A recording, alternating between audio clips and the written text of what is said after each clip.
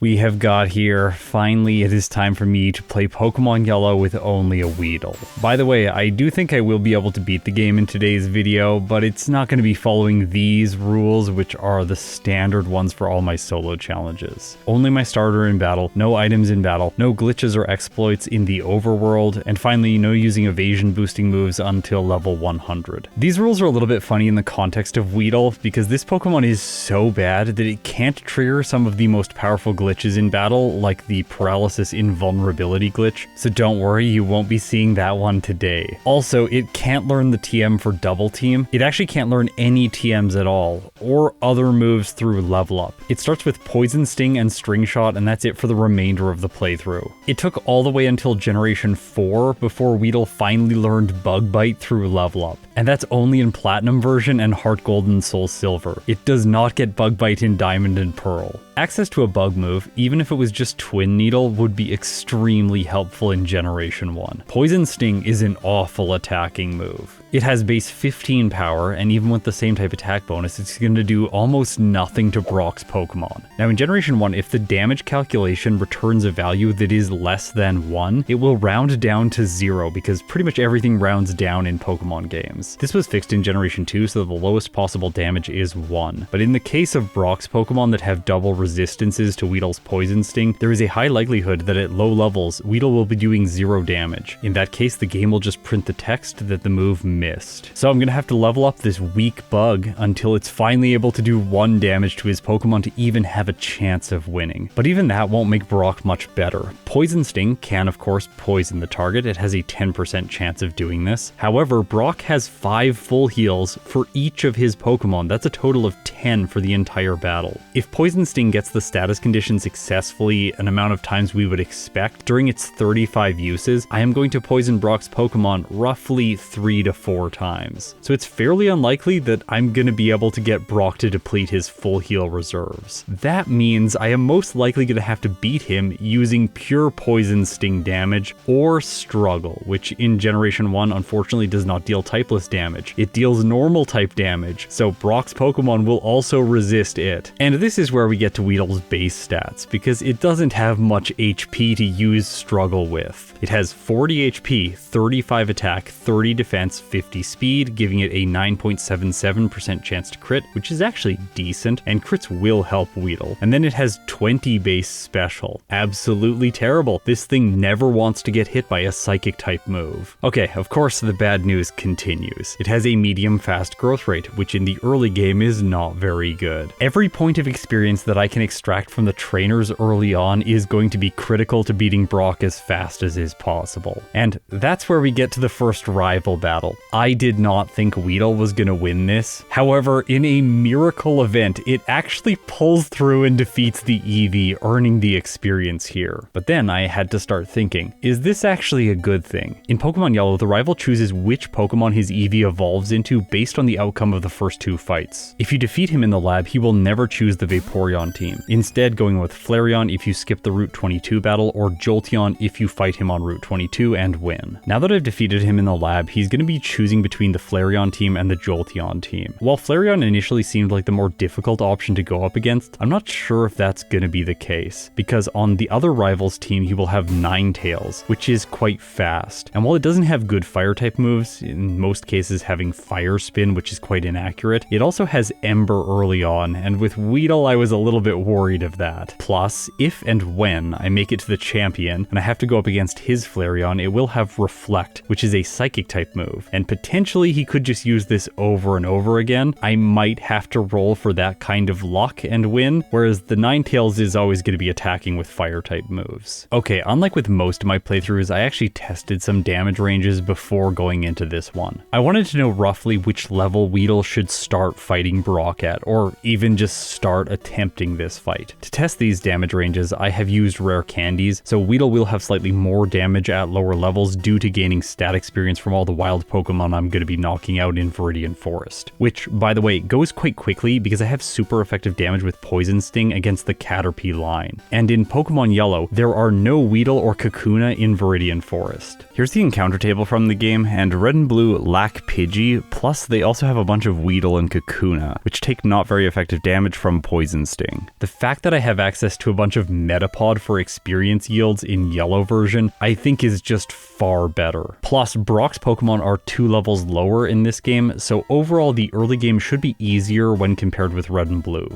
Okay, now let's talk about the damage ranges I calculated. So at level 10, over a damage rounding threshold, Weedle for the first time will be doing 1 damage per hit to Brock's Geodude. But as you can see here, Poison Sting will do no damage to the Onix, so my only option against it would be to use Struggle. Obviously, this level isn't going to work. Geodude is dealing between 19 and 26% damage with each one of its tackles, and because it's a lower level in yellow version, it can never use Defense Curl. If I go up over 2 more damage rounding thresholds to level 15, then Weedle finally is doing 1 damage per hit to the Onix. Notably, this rock ground type Pokemon has 32 HP. With Poison Sting's 35 PP, this is not going to be a possible solution unless I have enough health to struggle for an extended period of time. And I won't, because Geodude is still doing between 5 and 7 damage per hit. That's 12 to 17% damage each turn. And Weedle is not yet doing 2 damage to it per hit. Level 18 is the first time Weedle does 2 damage to the Geodude. Actually, 2 damage to any of Brock's Pokemon, and it only gets this with a roll on a critical hit, so that's also not an option. At level 23, crits against the Geodude start doing between 2 and 3 damage, but all regular hits are still dealing only 1 damage, and I can't even deal 2 damage to the Onix. 24 is where this changes, only with critical hits though. And then at level 25, we get a miracle. Finally, Weedle can do 2 damage in a single hit to the Geodude with a non-critical hit. At level 28, the critical hit damage increases to 3 to 4. At level 30, the critical hit damage against Onix increases to 2 to 3, but I still can't deal 2 damage to it with a regular hit. Over the next damage rounding threshold, I can't believe I'm saying this, at level 33, Weedle goes from 1 to 2 damage a hit against the Geodude to 2 to 3 damage a hit, but it still cannot deal more than 1 damage to the Onix. This is where I stopped my exercise of calculating damage ranges against Brock. This is just going to be a really long time. In a situation like this, I'm thinking back to a Pokemon like Abra. That thing has it easy in the early game compared to Weedle, and Abra starts with only Teleport. Okay, so I fight the last at level 11. This is a mistake. The first Nidoran uses Growl on Weedle, and then I'm dealing very little damage every turn. I can't poison her Pokemon because they are both poison types. The Nidoran female keeps stacking up Growls, and then the Nidoran male can use Leer to lower my defense and tackle for decent damage. So Weedle ends up losing to this lass, which is pretty frustrating. I'm going to take the Blackout here. It's actually okay to do that because then I can Blackout train on her later on, fighting the Nidoran female again for more experience. I should mention that there are a bunch of opportunities for Blackout training in the early game. Let me go through some of them. One of them is against the rival on Route 22. You could Blackout after knocking out his Spearow on his following EV. This is a little bit sketchy with EV since the Spearow has Peck, which is super effective, but overall it would be possible as my level gets much higher. Another option is potentially going into the second bug catcher in the forest who has 2 Metapod and 1 Caterpie when Weedle is using Struggle. If I start this fight at low-ish health as I get to a higher level, then Weedle can rebattle the Metapod and Caterpie before the final Metapod. There's also the potential to fight the junior trainer inside of Brock's gym so that you can knock out his Diglett and then Blackout to the Sandshrew. This one would be a lot easier to make work since you can spam String Shot, wasting time while the Sandshrew uses Scratch to knock you out. Unlike in red and blue, it's at a lower level, so it doesn't have Sand Attack, meaning it's going to attack every single turn dealing damage, which is really convenient when you want to block out over and over again. Now, I mentioned all of these tactics, but I wasn't thinking about them when I was playing this run. I just sat down and fought wild Pokemon. I know this is the slower approach, but when we're talking about a run that is going to be multiple hours long in a game that typically takes about 45 to 50 minutes to complete in a solo challenge, I think this is just going to be a drop of time in the vast ocean of playthrough time of Weedle. Remember, I will go back and do a second run of this thing if I feel like that will differentiate it somehow within the tier list. Sometimes while I'm doing my training, I run into the 1%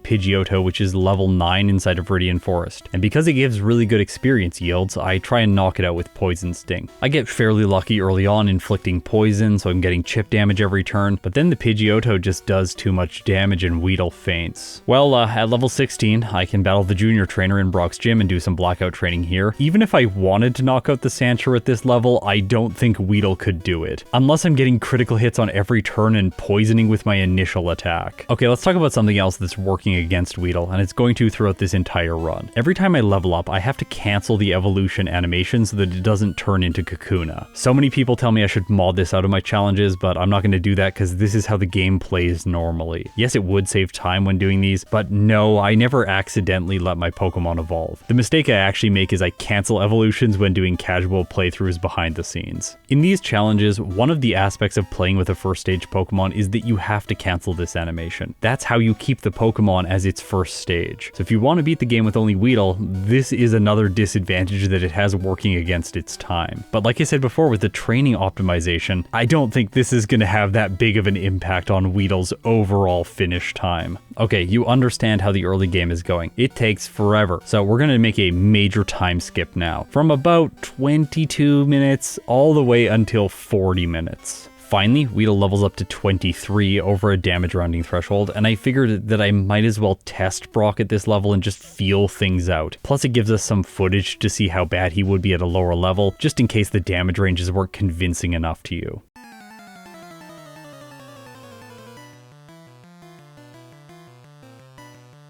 Okay, I hope you're paying attention. Look at how much damage Poison Sting does. It's actually kind of promising. I'm not gonna lie, that second hit with a crit definitely did more than one. Also, the Geodude isn't doing great damage. One of the factors here that is working in Weedle's favor, which it wasn't getting before, again, is stat experience. The fact that I've been knocking out a bunch of Metapods with Poison Sting has increased my defense stat a little bit, so I'm taking less damage from the Geodude than I otherwise would have anticipated. That said, this is still not going my way. I get Geodude down to low health, and Weedle does knock it out, but I survive with only 3 hit points and then Onix finishes the deal. However, the fact that I can defeat the Geodude means I can black out here and take the trainer boosted experience. As I head back to train, let's look at the damage ranges against Brock at level 23. So with all of that stat experience, Weedle is doing between 1 to 2 damage with a regular hit on the Geodude, and 2 to 3 damage with a critical hit, which is pretty good. Geodude only does between 3 to 4 damage per hit or 5 to 6 with a crit. Unfortunately though, on the Onix, I'm gonna knock it out over 32 turns with a small chance to do 2 damage every hit if I get a crit. At the level of 23, I defeat the junior trainer inside of Brock's gym, and then I go up against the Lass and finally get revenge for the earlier blackout. At level 25, I debated going to Brock and seeing if it would be possible, but in the end I decided to level up more and try him again at level 28. Okay, here it looks like Poison Sting is doing more than 1 damage per hit against the Geodude. That is really encouraging, and as a result, I'm going to be able to easily knock it out. Weedle still has green health left over for the Onix. In this case, it looks like some of my hits are doing more than 1 damage while others are only doing a single hit point, but that is pretty encouraging. Plus, since I have a decent amount of PP left over, there is a small potential for me to have Brock use all of his full heals, and then if Weedle poisons the Onix, it will take poison damage, speeding up the knockout. Another thing I have working on my side is that Brock will never use his full heals if his Onix is currently using Bide. So if Onix goes for Bide and then Poison Sting poisons him, he will take poison damage every turn that Bide is accumulating energy, and it does not accumulate damage dealt by the poison status condition. So there's actually a decent amount of upside here for Weedle. The big problem ends up being PP. I can't go the distance. As a result, I get stuck using String Shot against the Onix. Weedle is brought to 1 hit point before it has a chance to use Struggle, and as a result, this battle's a loss. I head back to the forest, find myself a Metapod, which takes a comical amount of time. I can't believe how many encounters I ran into before this thing finally showed up. I was genuinely like questioning if my software was turning off Metapod encounters, although that is a piece of code I have never written. I'm like, did someone just troll me and like add this in before I started filming this run? No, there the Metapod is. It finally shows up, and then I can quickly spam out a bunch of uses of String Shot, getting this value to a lower amount. But I don't want it to be completely 0, because I can use String Shot whenever Onix goes for Bide to stall it out. After all, Weedle is faster than Brock's Pokemon. I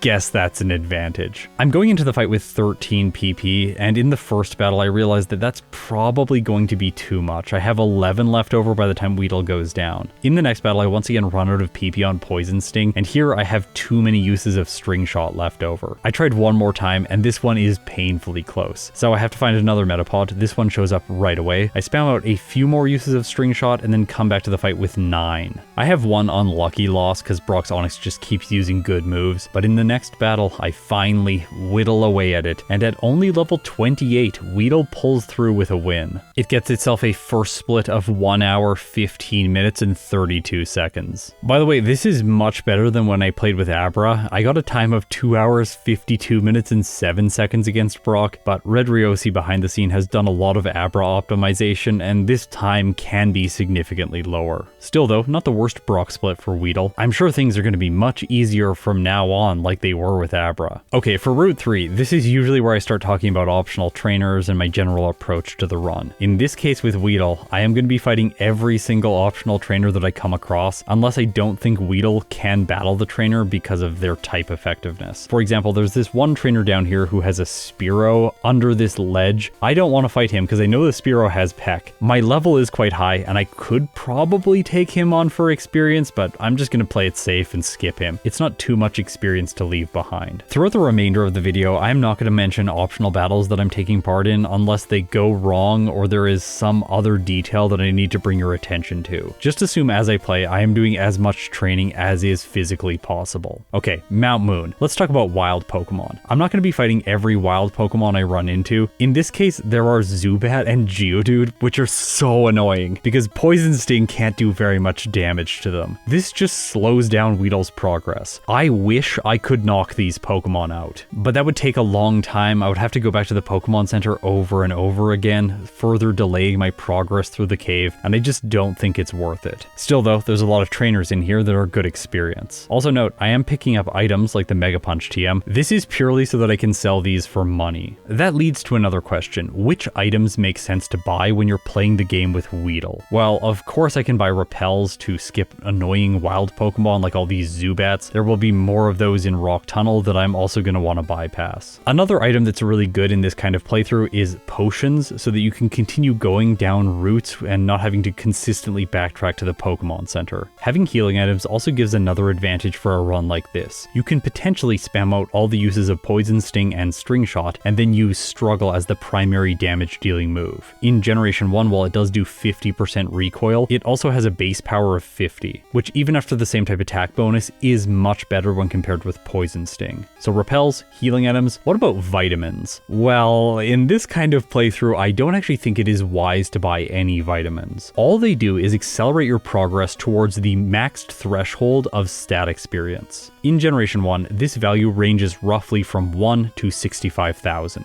Once you get past 25,600, you can no longer use vitamins on your Pokemon. Each vitamin increases your stat experience by 2,560, but it doesn't allow you to go beyond the maximum total value of stat experience. With Weedle, on its way training to level 100, it is going to max out its stat experience quantities. So really, vitamins just give it a higher stat value at a lower level. They don't impact it in any way once it reaches its maximum level. As a result, spending money on a protein would just purely be wasted value. This also means any vitamins I pick up during the playthrough will only be useful for their monetary value. Selling them and then buying healing items is going to be a far better option. And during this discussion is where I should level with you, because there's one other type of item that is going to be useful for Weedle. I can purchase X items. Now, in my challenges, items are banned during battle. And I said at the beginning of this video that I don't think Weedle's going to be able to beat the game with my typical rules. When I played the University Magikarp, I ended up winning using X items and healing items during battle. If and when I run into a trainer that walls Weedle so entirely at level 100 that I feel I cannot proceed, then I'm going to start trying to use X items. So investing my money in these early into the game is going to be important, because there's only a finite amount of resources, monetary resources that is, that I will have available to me before I get to the Elite Four. And there's the potential for Weedle to get walled before that. Remember, Blaine is very good in Pokemon Yellow and he has a type advantage against Weedle, and Giovanni has rock moves. Well, one rock move. Okay, so as you can see, Mount Moon was pretty uneventful. I had no resets, no blackouts. Overall straightforward, I got some good experience. Weedle is now level 30 by the time it heads into Cerulean City. I'm pretty sure fighting the rival is the correct choice here, although there isn't really a good option. The rival's team is quite good against bug-type Pokemon. Spearow has super effective damage in the form of Peck. It can lower your attack with Growl or your defense with Leer. And Fury Attack does decent damage since it gets the same type attack bonus. Once you knock it out, then you have to go up against the Sandshrew Sandshrew, which loves to use Sand Attack. My least favorite move in this game. Rattata can hit for a lot of damage with same type Tackle, Quick Attack, and Hyper Fang, and it can also soften your Pokemon up with Tail Whip before the Eevee comes in. This Pokemon can get annoying in all kinds of ways. Tackle does decent damage, Tail Whip lowers defense, Sand Attack lowers accuracy, and Growl lowers attack. His team is really good against physical attackers, and it's actually quite bad against special attackers. Also, the ground type resists the poison type, so in this case, the Sandshrew takes forever to knock out, and I get very lucky along the way. I poison it, and it only uses Sand Attack once, right before it faints. I can't believe that happened. As a result, I defeat the rival on my first attempt, and I get to go onto Nugget Bridge and soak up all of this experience. It's not easy though. As a poison type, I have to go up against a bunch of other poison types, flying types, and then eventually on Route 25 there is a mandatory hiker, either a guy with an Onix or this guy with Machop and a Geodude. I usually choose to battle him because he's walling off a hidden elixir, although in this case I kind of regret it. The Onix does not know Defense Curl or Harden, so it can't set up its defenses, and this Geodude sets up so much, so it takes Weedle a very long time to eventually win.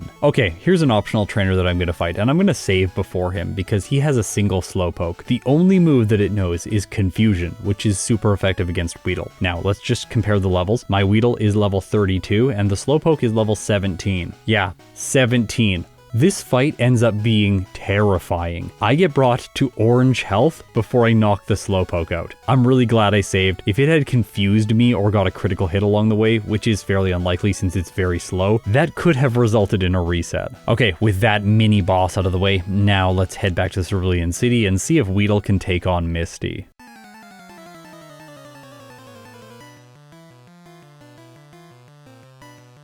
Staryu's first, and I'm doing a surprising amount of damage to it, roughly 1/3. Also, Water Gun doesn't do very much to Weedle. Staryu follows it up with Tackle, and I'm left on green health for the Starmie. I really want to thank the developers here for the fact that they did not give Starmie a Psychic type move. It would have been so brutal to fight this thing with a Weedle if it did. Also, there's so many other Pokemon that would suffer in these games as a result. Poison Sting's doing okay damage here, but Misty is setting up with the occasional Harden, reducing my damage. I was hoping for an early-ish poison, and I do end up getting one, but Starmie's using Bubble Beam occasionally. This move is by far her best choice, and then Starmie crits with it, so that's a reset for Weedle. That said, overall this battle is pretty good. Provided she doesn't get critical hits with Starmie, I should be fine. Unfortunately, she crits with Water Gun, but she's not choosing Bubble Beam, and she's not getting critical hits. I poison the Starmie, consistently use Poison Sting. She doesn't choose Bubble Beam, instead choosing Water Gun. Weedle survives on 13 hit points and knocks out her ace. Okay, I'm gonna say it now. I actually think Weedle beat both Brock and Misty with greater ease than I was expecting. The thing is, in this section of the game,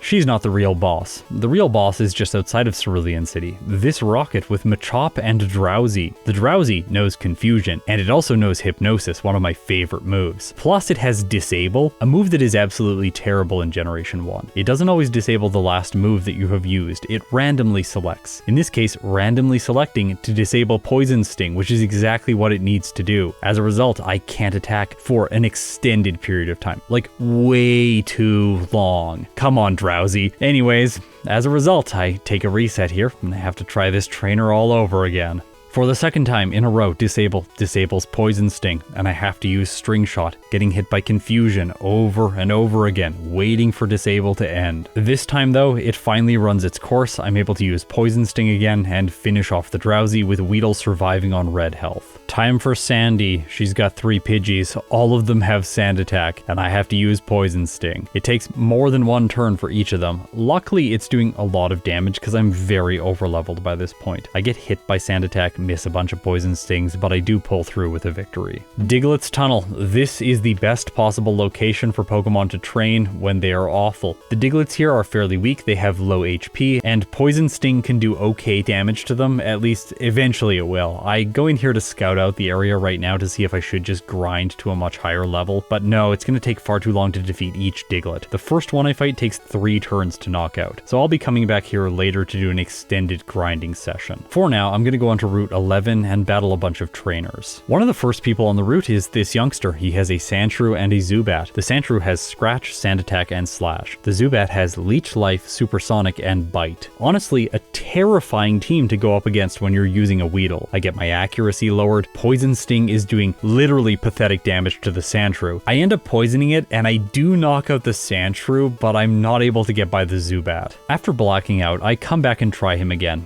I was determined to make this work, and it's not a good idea. I lose again. So I'm gonna go and fight other trainers on Route 11 and try and level up more. All of this is very slow. Weedle is so bad. Fighting trainer Pokemon is really sketchy, especially when the trainer has more than one on their team. I regularly have to go back to the Vermilion City Pokemon Center in order to heal. This is a location I very rarely visit in my solo challenges. It almost feels like it doesn't exist. Normally I'm trying to skip it so that I can use Dig to teleport back to Cerulean City after defeating Surge, but with Weedle there's no way to pull that off. Okay, time for the SSN. I get the Rest TM. I'm gonna sell it. I wish I could use it. And I also get the Body Slam TM. Same story. While grinding against random trainers, I go up against this gentleman who has 2 fire types. The Growlithe burns me with Ember, cutting my attack stats so that Poison Sting is doing even less every turn. I luckily do make it through this fight. Now, the amount of times that I am walking back to the Pokemon Center is starting to frustrate me, so there's a solution to this. Just north of Vermilion City, I can run around in this grass and encounter Abras with decent regularity. Throwing Pokeballs at it, eventually I catch one and I nickname it Teleport because that's its only function. I made a bit of a mistake on the SSN fighting this gentleman who has a Voltorb and Magnemite when my Weedle was damaged. I didn't want to go back to the Pokemon Center. I figured I could luck through this, but it ends up not being possible. The Voltorb gets me when it uses self-destruct. In my video format, the fact that you can see the number of resets and the number of blackouts I have usually means that I like to explain every single loss as I go throughout the run. That way you have a sense for where all the Pokemon's weaknesses are, and it also is more transparent. You know that I'm not just cutting things out to make me look better as a player. It's sometimes hard to actually do that even with intelligent edits because I make some pretty boneheaded choices. Anyways, throughout the rest of this video I'm not going to explain every single one of them because there are going to be literally hundreds. Right now things don't seem so bad, and that's because we're getting close to Surge, and as you would expect,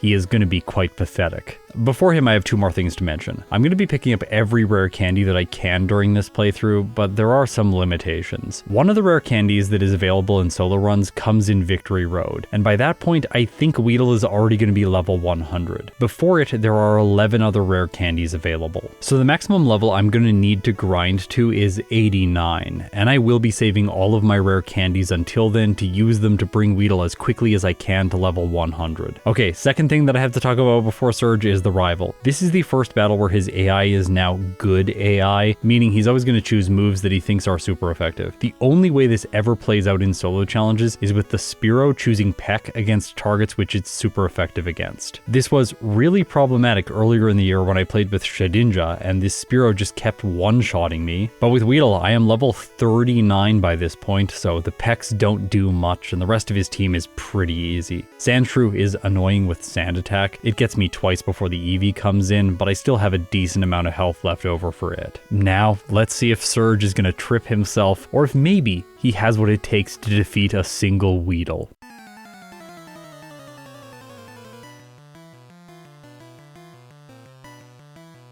Poison Sting does roughly 1/6. Looks like it's going to take 6 turns to knock out the Raichu. It goes for Mega Punch, doing a decent amount of damage, roughly the same amount Poison Sting's doing. That's kind of pathetic. Then I get a critical hit along the way, Surge Mega Kicks, bringing me to about half health. I bring him down to orange health before Raichu uses Growl, lowering my attack. So Poison Sting is doing much less now, but it poisons. Raichu then chooses Thunderbolt, and right before Weedle was going to get the knockout, it takes me down. Okay, so Surge won once. Pretty frustrating. I was hoping in this playthrough I would just defeat him right away. Then if Weedle fails the challenge, I would never battle him again, and we could always say that Weedle was undefeated against Surge. Still though, he's not going to put up a good performance. He has a 1 in 4 chance of choosing Thunderbolt. He could replace it with an X speed if he does choose it, so the odds are really in Weedle's favor, which is saying a lot. I pull through with a victory in my second fight. The Wrapping Lass has the potential to be absolutely awful, because she could stun Spore Weedle and then I could get trapped by the Bellsprout's Wrap. In this case though, the Oddish just doesn't use useful moves. I knock it out, move on to the first Bellsprout, which is a 2-hit. The second Oddish I then crit. It would normally take 3 shots to knock out, but now with the luck it takes only 2. And it doesn't paralyze Weedle, instead choosing Poison Powder. By the way, the reason the AI ever does that is because in some interactions, it'll see the Poison type as super effective against the Bug type. I personally love these hilarious Generation 1 quirks. Okay, inside Rock Tunnel, let's talk about a brutal battle. The first trainer is Slowbone. His Cubone has Growl, and it can lower my attack stat. You might be worried about Bone Club, but it appears that the Cubone is never going to choose this move, seeing that it is not very effective against the Bug type. This is another one of the quirky type interactions. Instead, it's spamming Headbutt, but Growl is the scarier move. It takes Weedle all the way down to -6 attack, and that leaves me in a really bad position against the following Slowpoke. It has Confusion, which is super effective, and my special stat is terrible. Plus, I can't do any damage anymore, so I take a reset here. This is what I would describe as like a mini wall. It's like you have to climb over it. It's a bit annoying. It takes some time, but eventually you'll get by a trainer like this. I did have another reset here, and then I went and trained on wild Pokemon in this patch of grass. I think this is a first for the series. I don't ever remember training here before. The only time I run into wild Pokemon is here is when I accidentally clip the edge of the grass when I'm trying to get to Rock Tunnel. Anyway, this trainer is really an opportunity for me to start mentioning the fact that Weedle is really starting to fall off. All of the overtraining it did for Brock made Misty and Surge relatively easy in comparison, but it's just not leveling up fast enough anymore, even when I'm fighting all the trainers along my path. I battle Slowbone again at level 43. This time I think I just get lucky, having only -2 by the time I arrive at the Slowpoke, and this is what Weedle needs to take the win. Also, there was one helpful crit in there along the way, so yeah, let's move on. There's another Pokemaniac in the tunnel, but he's not as bad because he only has Slowpoke. The fact that my attack is never lowered makes this fight so much simpler. This is where things start theoretically looking bad for Weedle. Examine the timer. 2 hours, 18 minutes, and 3 seconds as I'm going down this ladder. Theoretically now, things are gonna get worse for Weedle, because coming up at the end of Rock Tunnel, I have to face the self-destructing hiker. He has 3 rock ground types. Unlike Brock, all 3 of them have a rock type move, Rock Throw, and they also know self-destruct. I can't learn Rest to solve this fight. I can't learn Sand Attack to solve this fight. I can't even learn Bide to reflect self-destruct's damage at the next Pokemon. I am gonna have to defeat him in one of 2 ways. Either I will have to use Poison Sting to knock out an entire Pokemon on his team without taking damage from Rock Throw or Self-Destruct, or I'm gonna have to survive 3 Self-Destructs in a row so that he knocks out his own Pokemon. To do this, I think he has to use no Rock Throws. Getting hit by one will do too much damage to Weedle. After that, I don't think it'll survive the follow-up Self-Destructs. By the way, as you're watching me navigate the cave, I am skipping all of the optional trainers in this area because many of them have rock ground types, and for now, these trainers will just take too long to defeat. Plus, I've already ran out of repels by this point, so I want to beeline it towards the end of the cave as soon as possible. This really does feel nostalgic for me. So many times as a kid, I just barely scraped through with the wins I needed to clear Rock Tunnel and make it to the Lavender Town Pokemon Center. Now, are you ready? Here is the self-destructing hiker. First up is Geodude. It goes for self-destruct right away and does not as much as I was expecting. Weedle being overleveled is helping here. I think if he uses self-destruct 3 times in a row, I will survive all of them, even from the more powerful Graveler. I just need to avoid rock throws now. And unfortunately, while I do avoid rock throws on the second Geodude, it tackles a lot and then uses self-destruct, bringing me to red health. So there's only a few ways for me to win now. Constant misses from the Graveler, maybe a Gen 1 miss with self-destruct. Also, Rock Throw is very inaccurate. It has 65% accuracy in Generation 1, but in this case it hits and Weedle goes down. There's the potential for me to be here for a very long time, or there is the potential for his Pokemon to all self-destruct as they do in the next battle,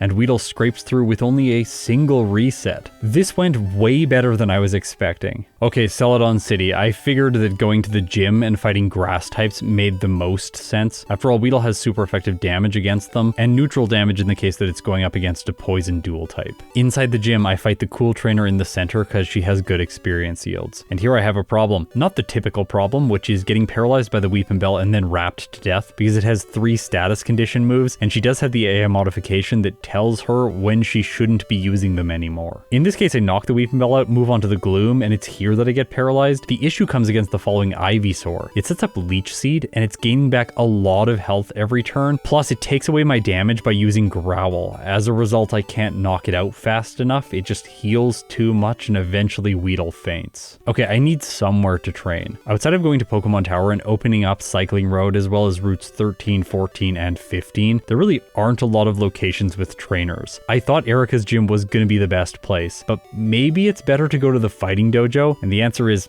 not really. I also lose here. So I end up in Pokémon Tower next. I wanted to avoid this location because the Ghastlies have a double resistance to Poison Sting. Luckily for me, the rival isn't very difficult, but Agatha Jr. is absolutely awful. She can paralyze Weedle with Lick, confuse me with Confuse Ray, and deal decent damage with Nightshade, despite my high level. The reason she's so difficult is because she has 2 Ghastly, and my Poison Stings are doing pathetic damage. I took 2 resets here, and then I had to decide where to go next. If I can't explore Pokemon Tower and Fighting Dojo is too hard, I guess I'm going back to Erika's gym to try and defeat more grass types. I take a miracle win against the Cool Trainer this time. The same scenario is playing out, but she doesn't use Growl quite as many times, and then at the critical moment, I get a critical hit, knocking the Ivysaur out, with Weedle surviving on 7 hit points. But she still has a Gloom. If you didn't know, the Cool Trainer AI has the chance to switch Pokemon. It's a rare interaction that I hardly ever comment on in these videos. In this case, the Gloom comes back in. Luckily, its only damage dealing move is Absorb. As a result, I take a single hit point of damage down to 6, and then I knock out her final Pokemon. By the way, if I had missed my attack there due to paralysis or a Gen 1 miss, I would have been knocked out by a Leech Seed. Now let's move on to Erika.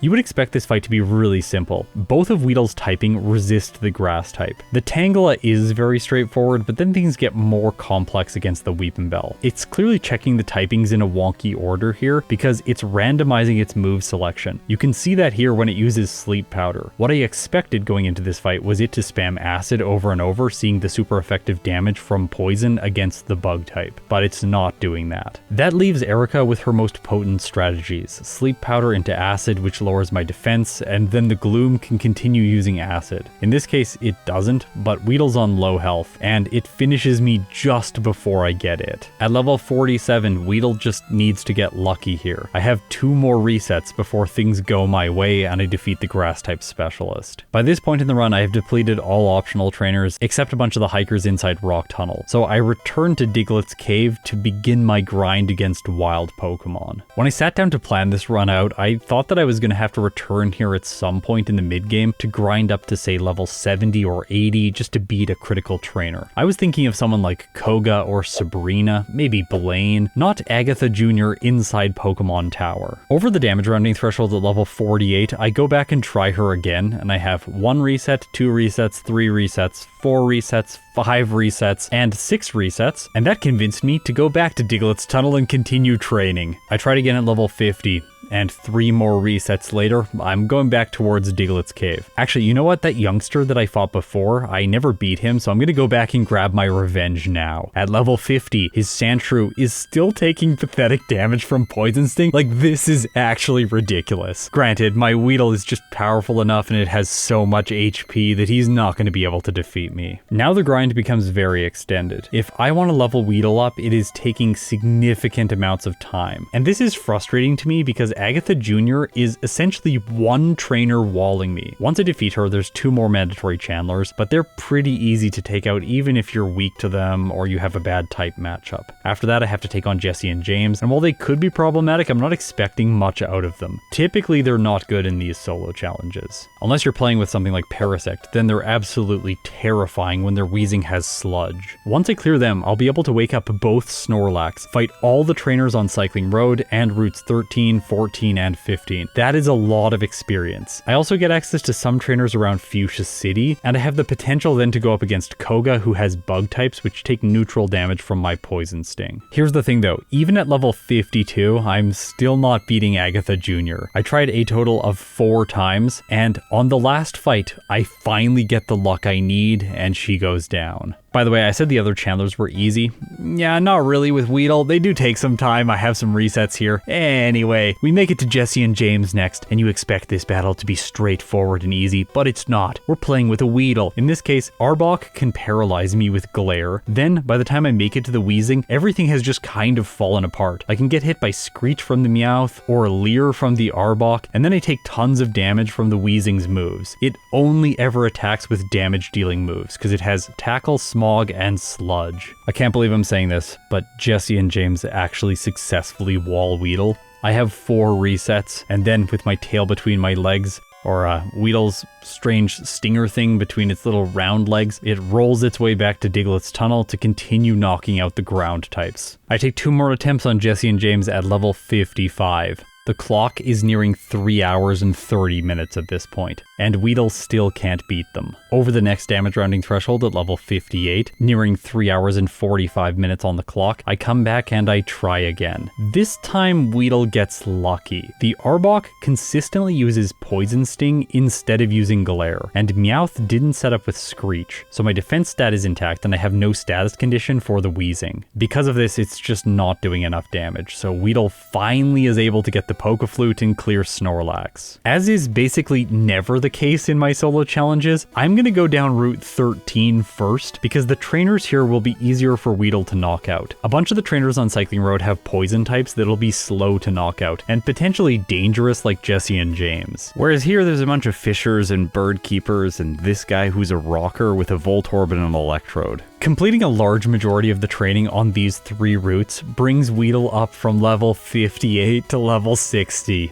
Things are not looking good. I think there is going to be a lot of Diglett death in the future. At this point in the game, I'm going to head back to the department store and I'm going to buy a ton of fresh water. These are cost-effective items that I can use to heal. Now, we could do math on all the other items, like the soda pop and the lemonade, and see which one actually heals more hit points per use or per dollar spent. This doesn't actually matter to me because I can buy fresh waters a lot faster by just mindlessly spamming A. If I have to choose the soda pop every time and move the cursor, it's gonna take way more time and I just don't think that's worth it. Since I've been very conscious about my spending in this run, I'm not gonna run into a problem like I did with Magikarp, where near the end of the run I thought I was gonna run out of money to buy X items. I assume right now this is not gonna happen with Weedle, and just to ensure that it doesn't, I'm gonna buy a bunch of X items right now that I'll just keep in my bag until later on when I realize Weedle can't win. Okay, I tried Cycling Road for training. This is what happens. Check this biker out. He's only got a single Wheezing. You would not think that it would be scary. It's level 33 and my Weedle is level 61. But no, this is one of the closest fights in this entire playthrough. Weedle is brought down to 2 hit points before I knock out his single Pokemon. Okay, so notice my String Shot PP right now. It's 0. I went back to Viridian Forest and spammed it all out against a Metapod so that I could deplete my Poison Sting uses and then use Struggle for training. I think this is going to be faster in this section of the game, especially because there are a bunch of Poison type specialists over here. With Struggle, I can defeat Double Wheezing, which is great experience, and then I head into Koga's gym to try and fight the mandatory juggler for more experience, but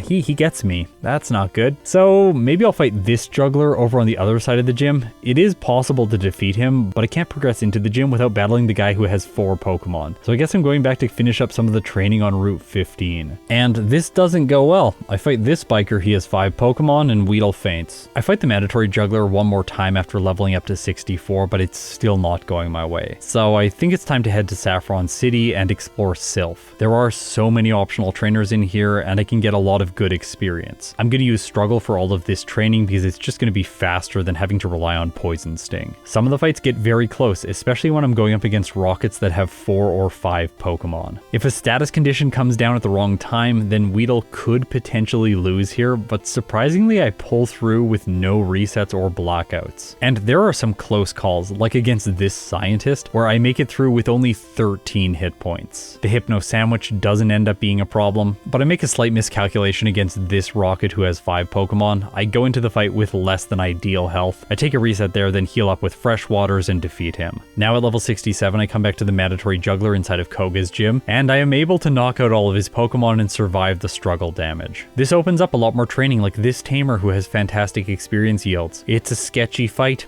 it brings Weedle to the brink. As I was playing this, my adrenaline was like kicked into overgear, but I would rather this than going back to the monotony that is grinding against Digletts. Although, here's the reality. After I clear out the mandatory juggler inside of Koga's gym, who is kind of threatening just because he has confusion and psychic on his drowsy, Weedle pulls through with 31 hit points. Now I have to go up against Koga. And his team is the first of many in Yellow version's mid-game where poison types are at a disadvantage because there are so many psychic type moves.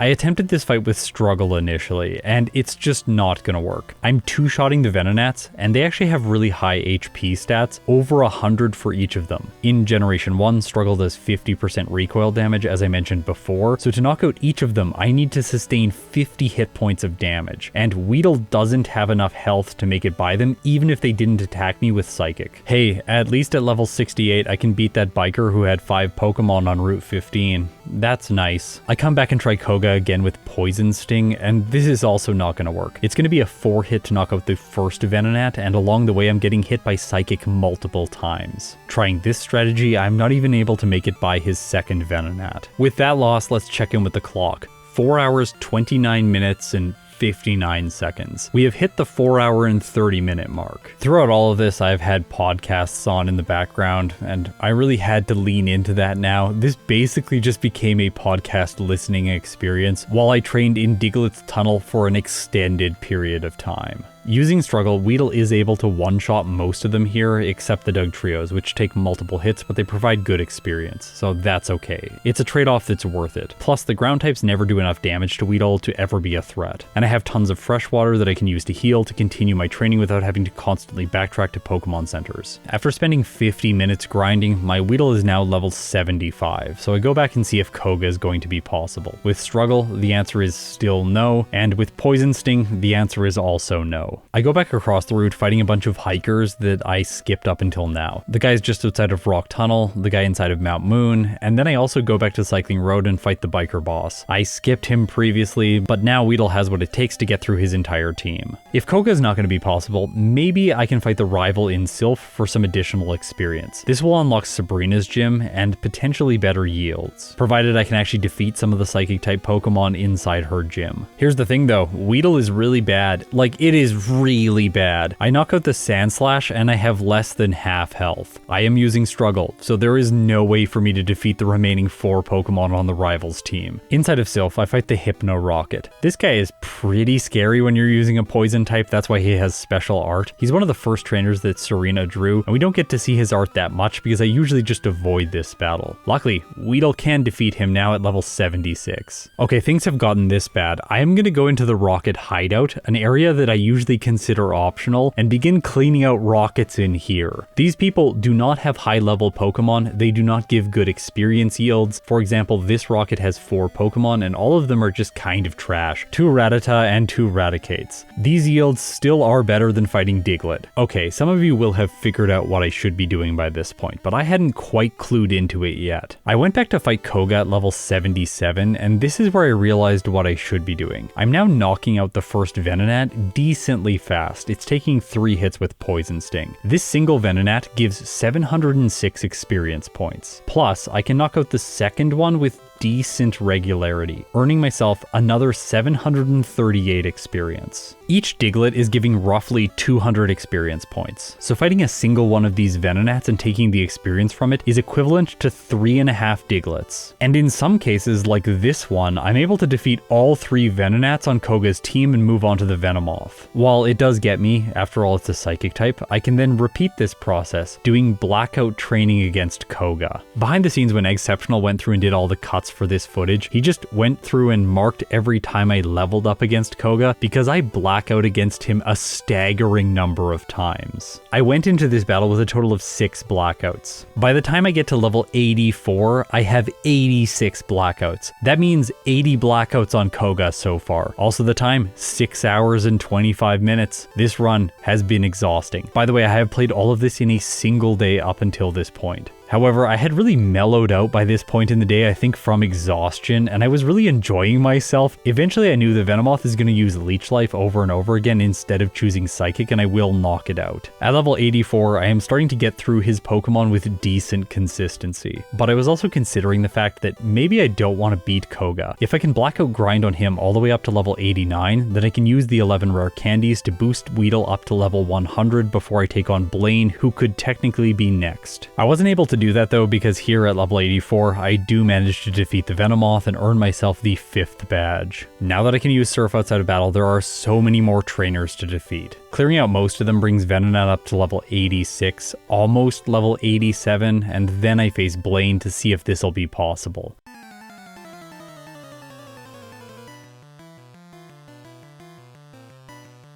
It doesn't look like it unless I get ridiculously lucky, because Poison Sting just isn't doing very much damage. Now Blaine in Pokemon Yellow does not have good AI, so he's not always going to be prioritizing fire type moves. That gives Weedle the opportunity to win if, say, the Ninetales spams Tail Whip, the Rapidash misses with Fire Spin or uses Growl, and then the Arcanine could potentially spam Reflect over and over again. But it's unlikely for these things to happen. Here's the thing though, Weedle is fairly confidently defeating the Ninetales and sometimes the Rapidash on Blaine's team, and both of them give good experience. The Ninetales provides 1830, and the Rapidash gives 2056. So apparently defeating Koga as early as possible is the correct choice, because then I can do Blackout training here against Blaine, earning better experience yields. This lets me grind all the way up to level 89 with Weedle, and finally, at long last, I can use 11 rare candies to bring it up to the maximum possible level. I'm going to take a moment here just to go through Weedle's stats, because this is what we're going to be working with through the rest of the game. Yes, I have maxed out my stat experience in every single stat. So Weedle has 283 HP, 189 attack, 177 defense, 222 speed, and 138 special. How is Blaine now that Weedle has reached its final form? The answer is, he's kinda difficult. He's not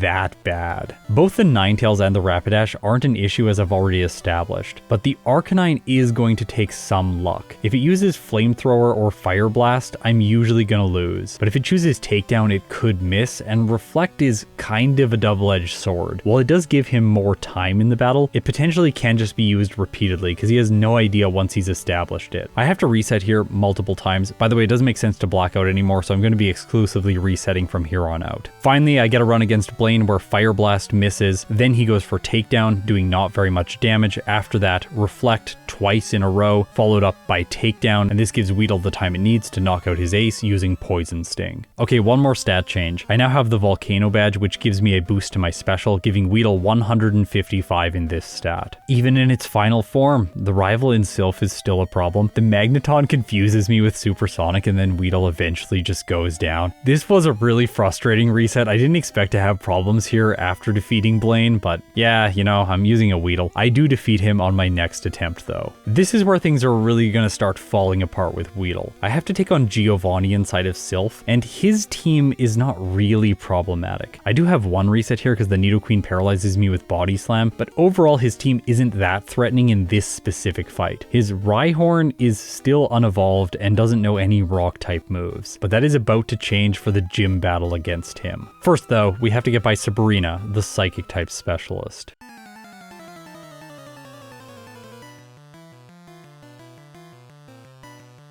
When I started doing challenges, a comment that I constantly got was that Sabrina was going to be hard for X Pokemon. But in Yellow version, I haven't ever really found her to be that difficult. And in Red and Blue, I personally believe that she's a worse trainer. While she does have good AI, her team is just at much lower levels, with the Alakazam being only 43 instead of 50. With a level 100 Weedle, I am able to one-shot the Abra, move on to the Kadabra. I am not able to one-hit. It chooses Psychic, dealing only a third. Okay, good job Weedle. I knock out her second Pokemon, move on to the Alakazam. Poison Sting does more than half with a critical hit. Alakazam chooses Psywave, doing pathetic damage, and then I finish her off. Alright, now I'm going to bring up Giovanni's team on the right hand side of the screen before I go into the battle. Let's talk through this. He has a Dugtrio, Dig, Sand Attack, Fissure, and Earthquake. The damage dealing moves are not that scary for Weedle. Fissure can do nothing because I am outspeeding, and then Sand Attack could mess me up for the remainder of the fight. If I get to the Persian, Persian, it can do massive damage with Slash, waste my time with Double Team, or lower my defense with Screech. Fury Swipes is essentially irrelevant. From there, Nidoqueen and Nidoking are a little bit of a toss-up. I'm not sure what they're going to do to me because of my typing. In cases of grass poison types, they only ever use Tail Whip or Leer, which is a boon. But in this case, they might be using Earthquake, but I definitely think they're going to be choosing Thunder sometime. If I make it by them, then I have the final Pokemon on his team to contend with. And I think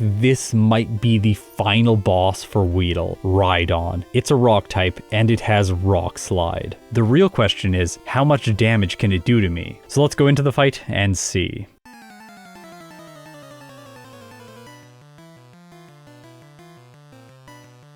Dugtrio's first. I'm able to 4-shot with Poison Sting, which is decently good, and I avoid Sand Attack. Persian is next, and I'm able to 3-shot here, but it does land a Screech, lowering my defense. Then things start to fall apart, because Nidoqueen is choosing Thunder, giving it a 30% chance to paralyze me if one of these hits. It could just miss over and over again, but it's not just choosing the electric type move. It's also selecting Tail Whip. It doesn't seem like it has any chance to roll Earthquake or Double Kick, so it's either going to lower my defense or attack me with a special move that has a chance to paralyze. In Generation 1, there's a badge boost glitch. Every time your Pokemon's stats are modified by a move, an item, or the enemy's Pokemon, it will recalculate the primary stat the correct way. However, all other stats will have the badge boosts reapplied to them on top of whatever their current value was. So your stats can compound in this way all the way up to 999. This is an advantage for Weedle, as you can see here, because as I get hit by more and more Tail Whips, Poison Sting does more and more damage, making the following Nidoking easier to knock out. I have to say, during this fight, I think I got what might be some of the best possible luck during this battle. No Sand Attack from Dugtrio, no Slash from Persian. There is slightly suboptimal luck getting the badge boost from Screech instead of 2 badge boosts from Tail Whip, but I'll take what I can get. I also don't get paralyzed by Thunder, and I move on to the Rhydon with 1/3 health remaining. Here's the thing. Even with these badge boosts, I am doing pathetic damage to it, like truly awful damage. And in Generation 1, the enemy does not have PP. They will constantly use one move and never run out. Giovanni only has a single guard spec per Pokemon, so after he uses it on the Rhydon, he is then just going to spam Rock Slide over and over again due to type effectiveness. Weedle is going to lose unless Rock Slide misses an absurd number of times in a row. With -6 defense, Rock Slide always gets the one hit, so it has to miss on every single turn. I'm going to continue playing the footage, but I'm going to bring up damage ranges now for Giovanni. This is how things look with no badge boosts. I get a 21 hit against the Nidoqueen and against the Nidoking, and a 38 hit against the Rhydon. Obviously, without defense drops, Rock Slide isn't doing that much damage, between 27 and 32% damage on every turn. But then, as I add in Tail Whips, watch these damage ranges change. And at 5, Rock Slide is doing between 97 and 114% damage. If I go all the way to 6, then Rock Slide is guaranteed the KO, provided it doesn't miss. So on every single turn, Rhydon will have an 83% chance to knock out Weedle. In all of my following attempts, I was unable to make it back to the Rhydon in the same scenario that I had last time. Again, I think I got really lucky the first time around. And this is just nowhere near defeating Giovanni's Rhydon. By the way, for contrast, I want to bring up his red and blue team. He has a Rhyhorn and a Rhydon, but neither of them have rock type moves. And the Nidos have Scratch, Tail Whip, Body Slam, and Poison Sting, or Tackle, Horn Attack, Poison Sting, and Thrash. Overall, this fight is just much easier in red and blue. Although it's still not that easy, let's be real, you're fighting him with a Weedle, and his Pokemon resist your moves, so it's gonna take forever. I looked into the idea of timing Struggle for the Rhydon, so I'll make it through the Nidoqueen and the Nidoking with very little PP, deplete them all, and then use Struggle to 4-shot the Rhydon after getting 6 badge boosts.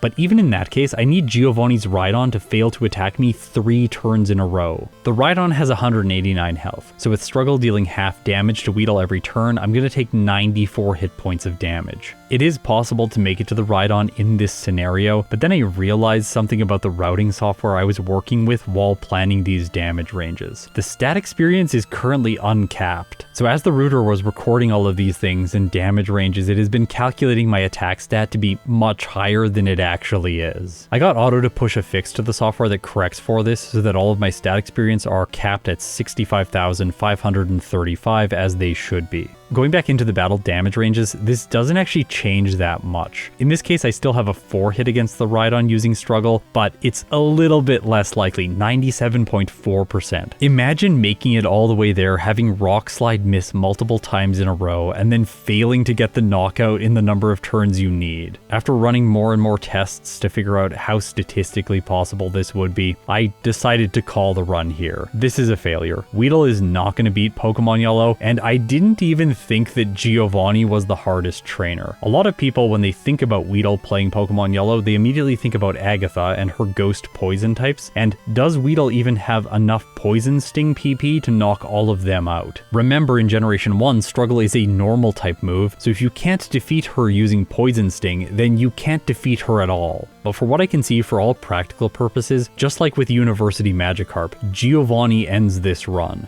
I'm sure if someone gets an AI to play this battle literally hundreds of thousands of times, eventually we will get a win against him. But I'm not interested in doing that myself. For all intents and purposes, this challenge is impossible with my regular rules when using only a Weedle. But this is where we get to learn something else about Pokemon Yellow. Do all of you know how broken X items are? Well, we're about to experience it. I think it's more interesting to immediately go to X items rather than trying to use things like Hyper Potions to potentially get me through the Giovanni fight. Essentially, all I'm proving by doing that is just that, yes, if I wait long enough, eventually I will win. With X items, I can set up on the Dugtrio at the beginning of the fight. I can boost my attack first, and this is intentional, because then I can boost my other stats. If I boost, say, defense next, then the badge boosts will compound on top of my already extremely high attack stat. Also, being able to use X Defend when the Nidoqueen comes out is very convenient, provided it doesn't paralyze me, because I can counter out its tail whips, essentially badge boosting myself multiple times. As you can see here, I max out my attack stat at 999 with 999 speed and 999 special. If I used an X item on one of these stats now, they would reset to their lower value, so I don't want to do that. I'm not going to be able to max out my defense. But we already saw the damage range from Rhydon with Rock Slide at my regular defense stat before any Leers or Tail Whips. I will survive its hits. Also, since these are the max stat values, it doesn't really matter that I'm a Weedle. I essentially could be a Mewtwo with Poison Sting at this point. Actually, Mewtwo with Poison Sting would do less damage here because it wouldn't get the same type attack bonus. So now Weedle is absolutely busted. It still can't do very much damage to Rhydon, but I am able to survive the rock slides that come. And even with X items, this battle is close. I trade Poison Sting with Rock Slide, Weedle goes down to 11 hit points, and one final Poison Sting seals the deal. I had to learn some things about X items here. I'm starting off with X Attack, and that is all well and good, but then I'm using X Special once my attack is very high, so I max out before I max out my special here against the rival. I figured I don't really want to set up more unless I need it defensively, so I just go for the sweep with +6 attack, and yeah, I'm able to beat the rival's entire team with just my Weedle. By the way, I'm just realizing that that sounds kind of dirty. There's probably a lot of innuendos in this video. Anyway, back to the strategy and deconstructing this ancient game. At level 100, I am never going to level up during the battle, so I can't lose my badge boosts. That's another way in which these X items are broken when used on a Weedle. By the way, I'm not going to do it, but someone should come back and do Weedle when you can use X items throughout the entire playthrough, because I bet this thing can beat the game not at level 100. It can probably get through at a much lower level. For whoever decides to do that, I'm really sorry, but please post the video link in the description.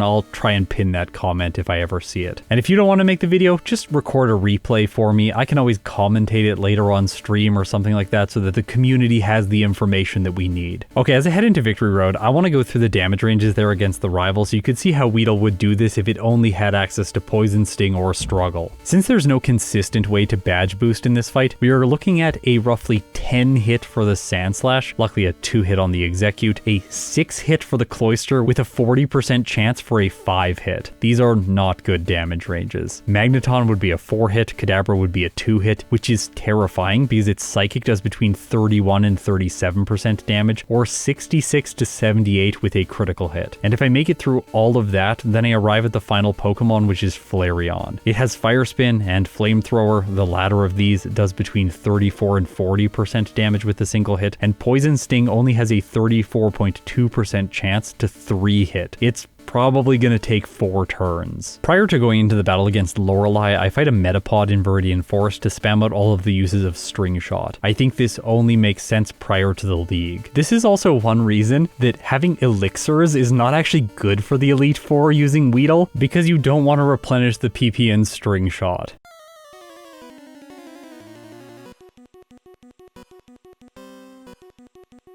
Okay, Lorelei's next. I actually stomp her using X items. It doesn't even look close. I'm gonna do like footage and footage here so we can just go through the regular damage ranges as if Weedle was doing this without the ridiculously broken items. I'm gonna read off all of the likely damage ranges for Weedle. So 6 hit on Dugong, 8 hit on Cloyster, 7 hit on Slowbro, 3 hit on Jinx. That one's actually kind of nice. And then 7 hit on the final Lapras. This is just not likely to happen because she's gonna attack you a lot during this process. Not to mention the fact that her Slowbro's Psychic does between 25 and 30% damage with a regular hit, but on turn 2 it is going to set up with Amnesia. Okay, we're going to continue footage and talk about Bruno. I guess we're going to call him Bruno today. He deserves a little bit of respect since his Onyx take a ridiculous number of turns to knock out when using Poison Sting. His first one is a 27 hit, and his second one is a 29 hit. He's essentially a grown-up version of Brock. I think my challenge might have ended here if I was ever able to make it by Lorelei. By the way, one thing I didn't mention with her is that she loves to use Rest with Dugong, so Weedle might never even knock out her first Pokemon. It just might get completely walled there. Okay, back to regular footage view. Against Agatha, I have 1 reset because I get paralyzed by the first Gengar.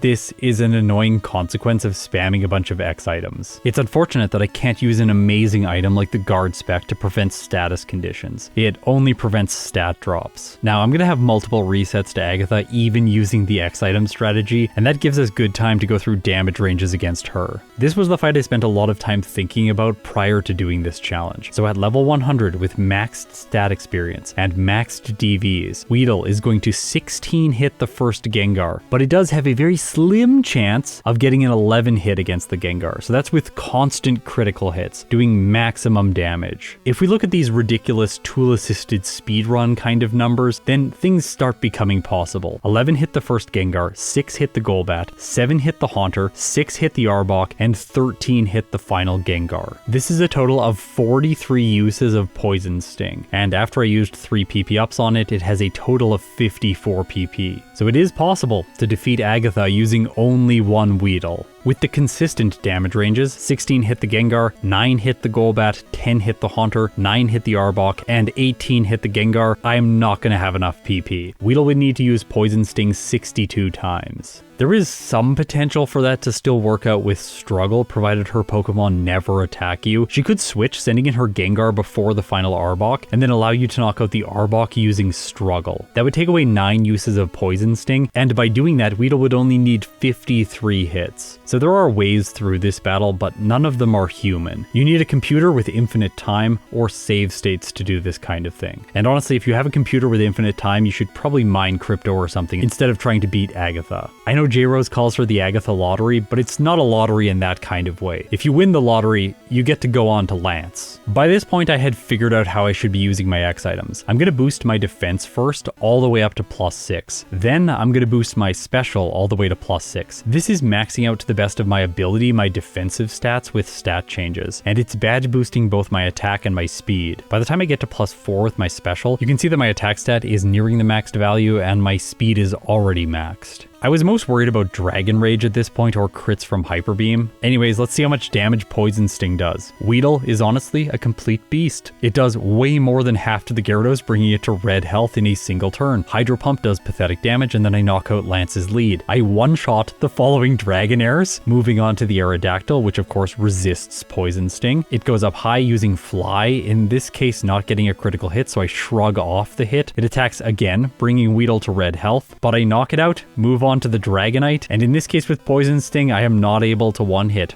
It strikes back with Fire Blast for super effective damage, and with +4 special, Weedle hangs on with 6 hit points and knocks out Lance's final Pokemon. Okay, do you see why X items are banned in these solo challenges? This is trivial, even though I'm using a Weedle. This would just break the game if you're using a better Pokemon like Mewtwo. If you ever had a single problem, you just buy one X special, use the X special at the beginning of the battle, and then sweep the team. Okay, so time for the final battle of the run. Let's take on the champion.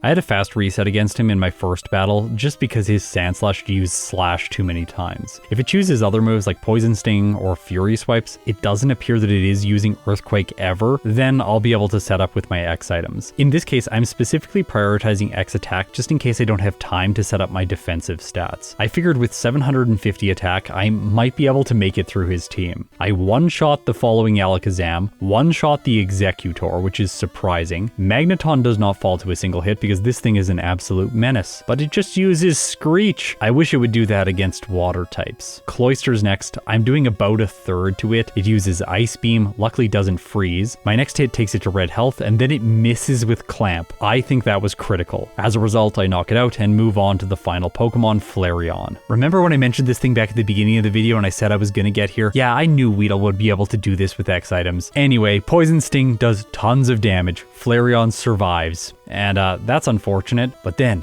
as I predicted, it chooses Reflect, and I knock it out, clocking in with my final time. Weedle gets to have a fun victory lap, finishing with a time of 7 hours, 27 minutes, and 13 seconds, with 71 resets, and 107 blackouts, at level 100 with a game time of 26 hours and 14 minutes. I played this entire run in a single day, and I did voiceover for an entire video in the morning before it. I was completely exhausted after all of this. And during my tired stupor, I didn't forget to record the Oak battle. I'm not even going to try this one with just Poison Sting. It's going to be brutal. In this case, I can set up against the Tauros, badge boosting a ton, and then with my attack stats similar to what it was against the champion, I try to defeat Oak. This took a couple of attempts. I'm going up against the Charizard team, so he has more fire types. Weedle in general is fine here. I just have to get lucky against the final Gyarados. It can use Leer, miss with Hydro Pump or Hyper Beam, or I can have enough health to survive the Dragon Rage. In the end, I take a total of 7 resets here before finally the Gyarados uses Dragon Rage. Weedle survives on 17 hit points and knocks out the highest leveled Pokemon in the game. Actually, it doesn't. It gets a critical hit. Gyarados survives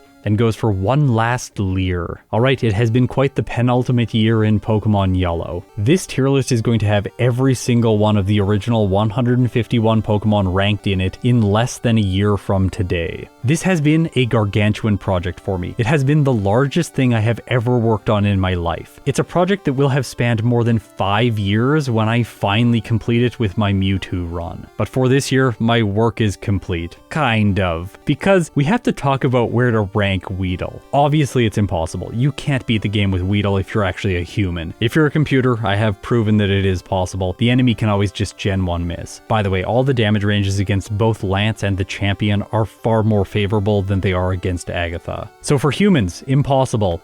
For computers, possible, but improbable. I technically don't have an improbable tier in the current tier list right now, and it's a program that runs and I don't have the ability to easily add a new tier right now. But I think in the future I should add a new tier to represent the fact that Weedle can actually beat the game, whereas Pokemon like Caterpie, Metapod, and Magikarp can't. And that brings me to a small explanation I have here at the end of the video. What about Kakuna? Many of you have asked in the comments of previous videos why Kakuna isn't ranked if I ranked both Caterpie and Metapod without doing runs for them. Well, the answer is not as simple. If we look at Caterpie's moveset, it learns only Tackle and String Shot. Struggle is a normal type move, so it can't beat any of the ghosts in Pokemon Tower and it just loses the run as soon as it arrives there. Metapod is exactly the same story, although it starts with only Harden. That's the reason I ranked it behind Caterpie, because Caterpie can actually attack Pokemon with Tackle, whereas Metapod has to rely on Struggle. Kakuna is a weird scenario. If we look at its starting set, it's just like Metapod, it only learns Harden. And this seems like an advantage for us. What if we started as Weedle, evolved into Kakuna, learned Harden, and then used this move for badge boosts to solve Giovanni? This is obviously the solution, right? Yeah, well, let's look at Caterpie's moveset. When it evolves into Metapod, it learns Harden, so it gets this move that it could badge boost in this way. Unlike Kakuna, it wouldn't have Poison Sting, so it can't beat ghosts. But then we look at Kakuna,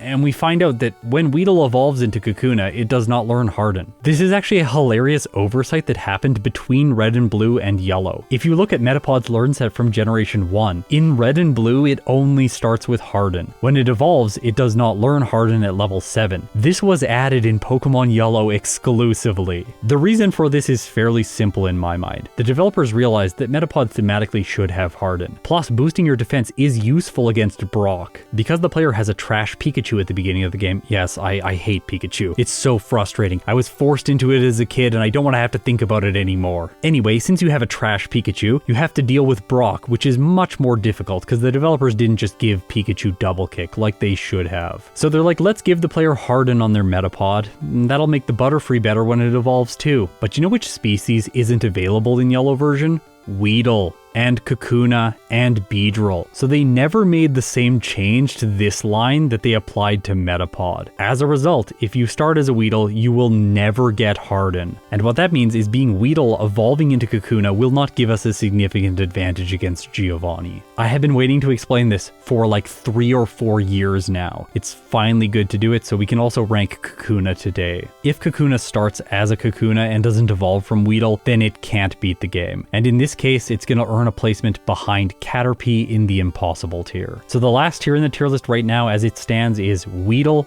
Caterpie, Kakuna, Metapod, and Magikarp. That is it for impossible Pokemon. I know that Ditto is going to be able to beat the game. I have now ranked 116 Pokemon out of 151. That leaves us with 35 runs left and less than 35 videos because a lot of them are going to be versus features. That said, I know you all love Generation 1 and I think the channel was a little bit light on it this year. So next year, like in the old days, there are going to be a lot more of these games on my channel. Don't worry, I'm still going to play all the other games that I'm playing and hopefully more frequently even than I was this year. If you support me on YouTube or through Patreon, thank you so much, it means the world to me. That's it for Pokemon Yellow this year. All of my series have concluded. Thank you so much for an incredible year. Now, if you've made it this far, I'll see you in tomorrow's video, because we still have 7 more days in daily December.